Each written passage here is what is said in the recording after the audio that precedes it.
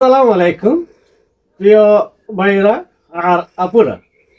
গরিবের হিমাগার, অনেকেই বলবেন ভাই কি গরিবের হিমাগার? এই যে দেখেন, আমরা একটা মাটির ঘরে আলুগুলাকে সংরক্ষণ করে রাখতেছি, যাতে করে আমাদের আগামী একটি বছর আলু আর কিনে না খেতে হয়। এটা দেখেন, একটা সাইজ করে নেওয়া হয়েছে। এই দেখেন, সবগুলো এখানে একটা সাইজের রাখা হয়েছে। আবার যদি আমরা এটা দেখি, এটাকে আরো একটা সাইজ করে নেওয়া হয়েছে। এই দেখেন, এখানে সবগুলা একই সাইজের। আর যদি আমরা এদিকে দেখি, দেখি এই ছোটগুলাকে একেবারে আলাদা করা হয়েছে। তো একটা আলুকে তিনটা সাইজ করা হয়েছে। আমাদের খাদ্য তালিকায় দৈনন্দিন যে সবজিটা সবচাইতে বেশি আমরা ব্যবহার করে থাকি সেটা হচ্ছে আলু।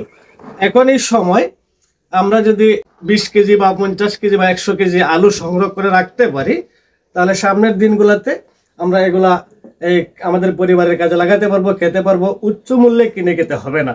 এখন যে দামটা রয়েছে, মূল্যটা রয়েছে প্রায় 32-34 টাকা কেজি ধরে বিক্রি হচ্ছে আলু। কিছুদিন পরে হয়তো 60 টাকা 70 টাকা হবে।